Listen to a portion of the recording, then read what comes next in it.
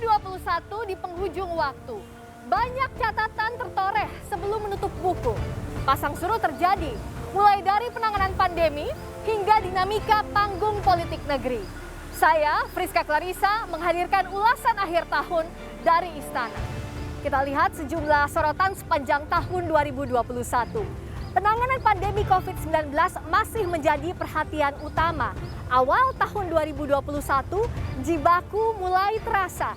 Pada Januari 2021, angka kasus COVID-19 mingguan mencapai 89.902 kasus dan puncaknya pada Juni lalu bahkan menyentuh angka 125.396 kasus. Di akhir tahun, babak baru dimulai dengan kedatangan varian Omikron di 115 negara yang menyebar cepat, salah satunya di Indonesia. 68 temuan kasus varian Omikron dalam waktu 2 pekan terakhir sudah jelas jadi alarm keras bukti cepatnya penyebaran varian itu. Apalagi satu kasus diantaranya dari transmisi lokal. Indikasi penyebaran varian ini semakin dekat jaraknya. Mobilitas kadung tinggi, langkah antisipasi jadi satu-satunya kunci.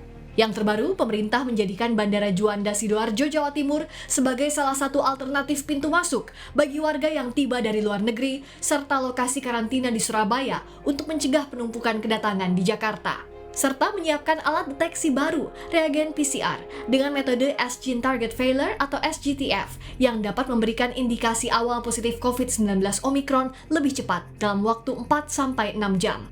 Mempertimbangkan opsi perpanjangan masa karantina 14 hari bagi pelaku perjalanan luar negeri, mempercepat penyebaran vaksinasi di berbagai daerah, juga menyiapkan fasilitas dan tenaga kesehatan jika lonjakan kasus kembali terjadi.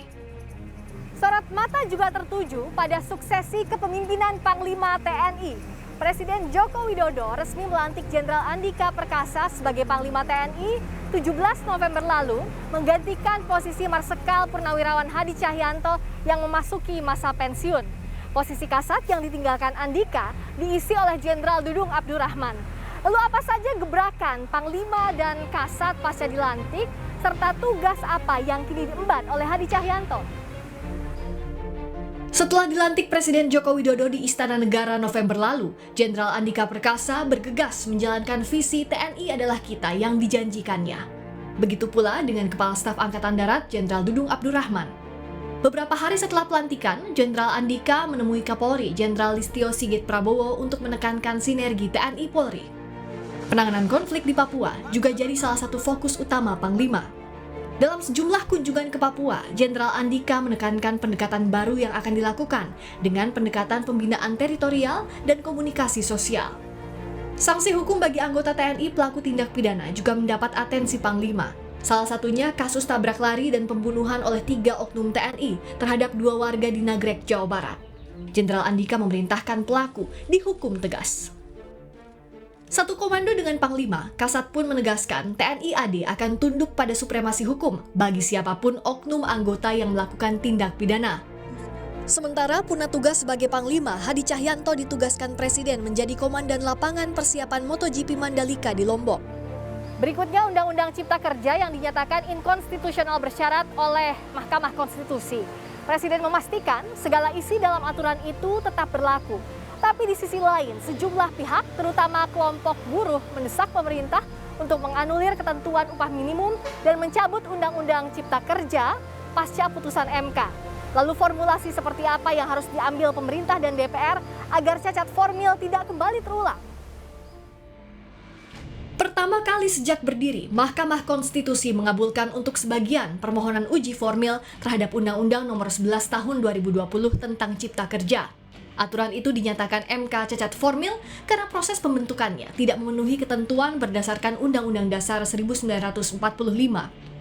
Sejumlah pakar hukum tata negara meminta pembentuk undang-undang tidak pilih-pilih isi putusan yang menguntungkan dan memberi ruang bagi publik turut serta, baik kalangan koalisi maupun oposisi, agar tak ada gugatan di kemudian hari dan benar-benar efektif saat diundangkan kembali. Selanjutnya, dinamika politik luar negeri Indonesia. Tensi di Laut Cina Selatan masih menjadi sorotan di sepanjang tahun, terutama bagi negara-negara di kawasan. Di sisi lain, tahun ini menjadi langkah awal bagi Indonesia mengambil sejumlah momen penting di kancah dunia.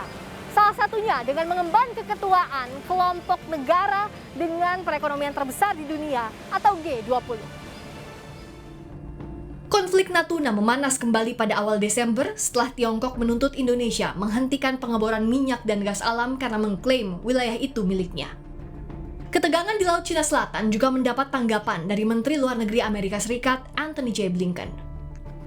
And regionally, it means a region where countries are, and the relationship between them is defined by collaboration and cooperation, not coercion.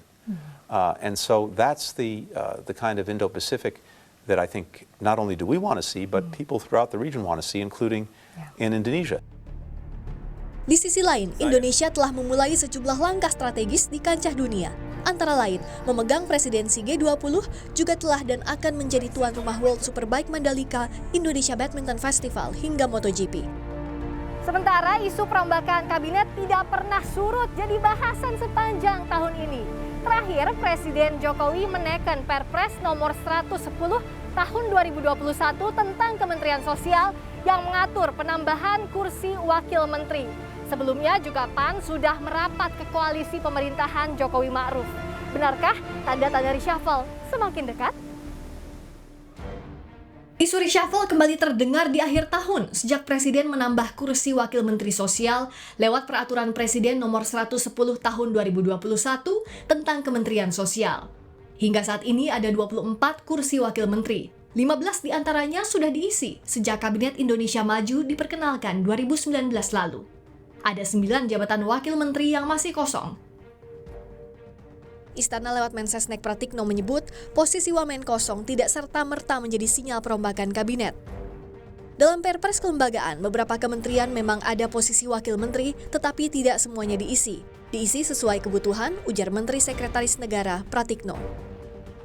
Kedatangan kawan baru di koalisi Partai Amanat Nasional juga jadi salah satu sinyal reshuffle yang belum terjawab, berpulang kepada Presiden, sang pemegang hak prerogatif. Waktunya membuka lembaran 2022.